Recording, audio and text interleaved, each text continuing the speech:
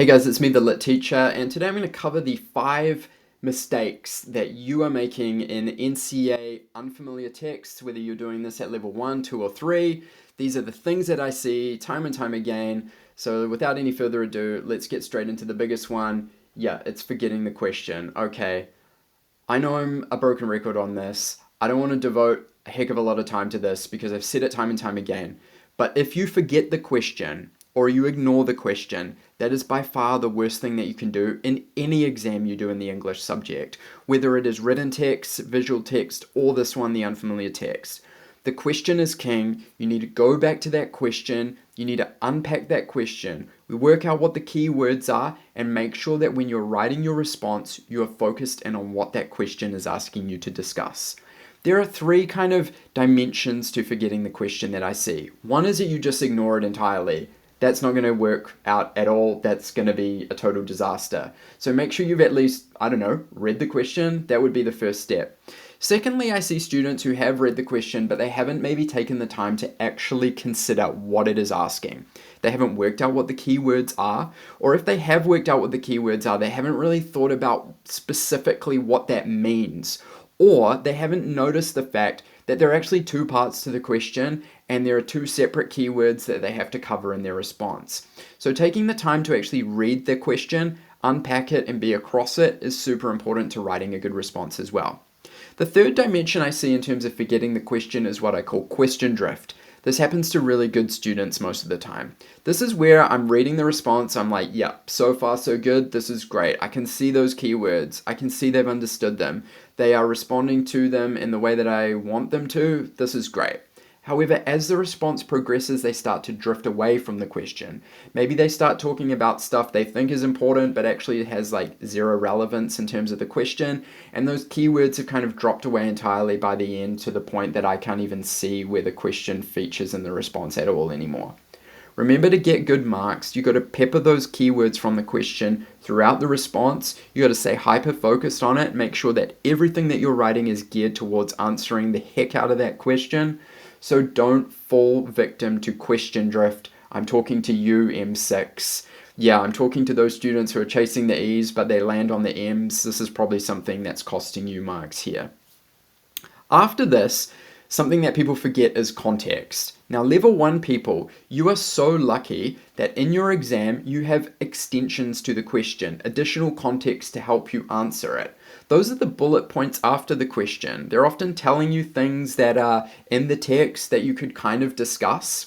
This is so helpful, and please don't ignore it. In fact, if you see those 3 bullet points, you should probably use them to structure your response. If you devoted a paragraph to each of those bullet points and kind of attacked the question in that respect, you're probably doing exactly what the examiner wants you to, because I think they've probably put those bullet points there to help you out and give you some focus, because this is the first time you're doing this exam and, they want to be kind. Level 2, level 3 people, also level 1 people, you need to consider the context around the text. It's everything that's not the text itself. I cover this in my actual strategy for unfamiliar text video, but just a quick recap here. This includes the author's name, the date in which the text was published can be really helpful for historically contextualizing something. The source of the text often tells you the country of publication, which can be really, really relevant as well. Also consider stuff like glossed words that will help you figure out what some of those more complicated terms in the text are by giving you definitions. And the title, people, wow, do not overlook the title, especially in those poetry texts. The title is usually really important. It's got some kind of symbolic meaning. Don't ignore the title. That's critical context as well. Okay, second big mistake that I see, it's overlooking the basics. People, at primary school, what did you learn? You learned parts of speech, punctuation, perspective, structure, and storytelling.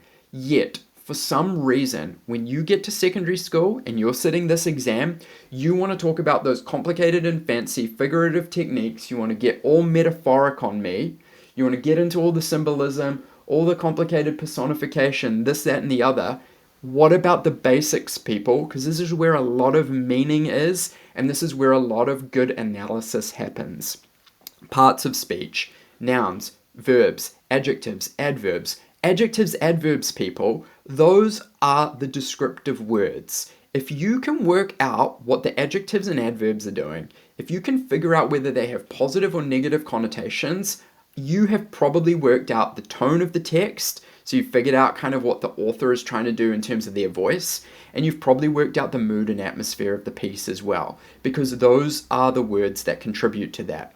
Do not ignore them. I've read E7, E8 exemplars on the NCEA website right now where they talk about precisely that, the connotations of adjectives and adverbs. Don't ignore them. What about punctuation? Commas, full stops. These are fundamental in terms of creating rhythm, flow in a text. Really important to pay attention to what that is doing. Short sentences used for effect can be really significant. But what about exclamation marks? If there's an exclamation mark, that's often a character exclaiming something that can be really important, or it could be an imperative, a command. That can be something you could discuss. Question marks are usually related to rhetorical questions. That's where the author is trying to ask a question for a specific effect to get you to think about something. So if you see question marks, consider what's actually happening there as well.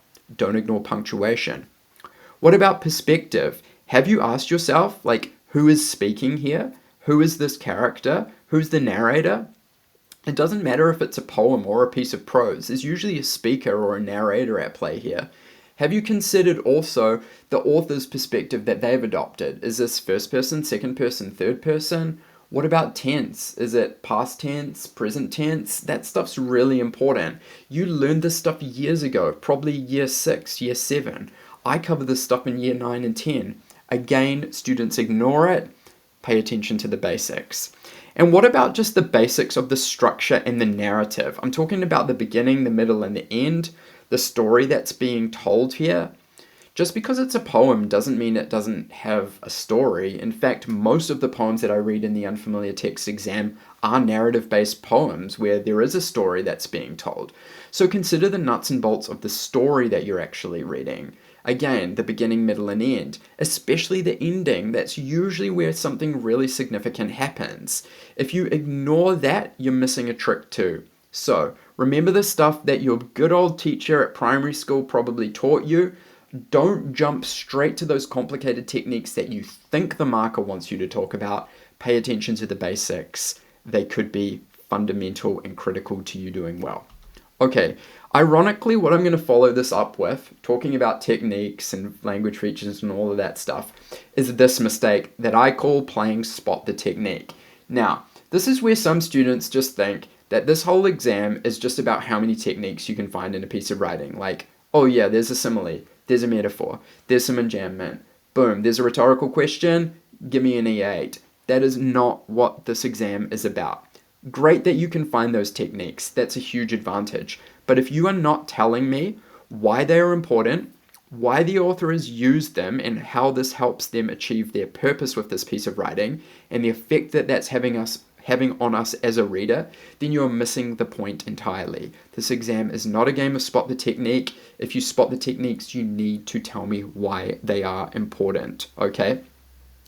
Also, consider the fact that this exam is not just about language features. It's also not just about ideas. The other aspects that you can consider are structure, which I've already kind of just spoken about, but also think about purpose and audience too. Those are the 4 aspects that you're actually being asked to discuss. So if you get a piece of writing where maybe you don't spot too many language features, don't freak out and panic, because that's not what the exam is about, remember. If you can discuss the other aspects in a really comprehensive and compelling way, you're going to rack up those marks and you're going to do just fine. So remember that this exam is not a game of spot the techniques. That's not what it's about. You need to tell me why they're important. Okay, next thing is having a narrow focus. I've already covered in my other video on an actual strategy to the unfamiliar text exam why it's super important to chunk a text up and break it up into pieces that you can systematically work through. Because getting high marks is about discussing the text as a whole, not getting stuck on one part of it. Just because you've analyzed the heck out of one paragraph, wow, great job, but there were like 4 other paragraphs that you didn't even tell me anything about, you've missed the point of the exam. So if you can break it up into pieces, think about what's happening in the beginning, what's happening in the middle, what's happening at the end, then you're going to be discussing the text as a whole. And as I've already mentioned, the ending is really important. So you're going to want to make sure that you don't get stuck and that your written response progresses through the text to allow you to discuss the ending too, because as I mentioned, that's usually where the magic happens. If you can connect ideas across the text, that is, something you've focused in on at the beginning of the text is kind of carried on through the middle and then kind of comes to some kind of climactic fruition at the end, that is golden, people. That is where you are doing the great stuff. That's where there's a unified response that you've written. You've connected aspects of the text together. That's where I'm giving you really high marks. So yeah, don't get stuck focused in on one part of the text that's not that important. Make sure you expand your discussion across the text as a whole.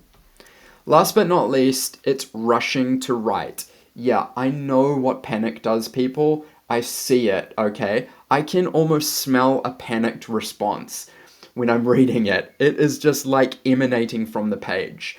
These are the students who think that they need to just start writing because they're sitting in the exam. They're self-conscious of the fact that all around them people are tapping away on their keyboards or scribbling away on their pieces of paper and they haven't even started yet, and they think that they just need to start, and this is a recipe for disaster. Panicked students are the students that overlook the question, that misread the text, or they fail to pick out the really important aspects of it because they haven't taken the time to read it carefully in the first instance. Here's my motto for you. Keep calm and carry on reading, okay? It is going to save you time. Just because your best mate is sitting a few rows over and they've already written 2 paragraphs of their response doesn't mean you just need to start writing if you haven't taken the time to fully understand what the text is about. It is a false economy. You need to read that text and understand it if you're going to write about it effectively and if you're going to write about it quickly. So take that time. I know it's hard to do, but take the time. Don't rush to write. Keep calm and carry on reading. You need to also see annotation. This is when you're making notes on the text as part of the reading process. So have that pen at the ready.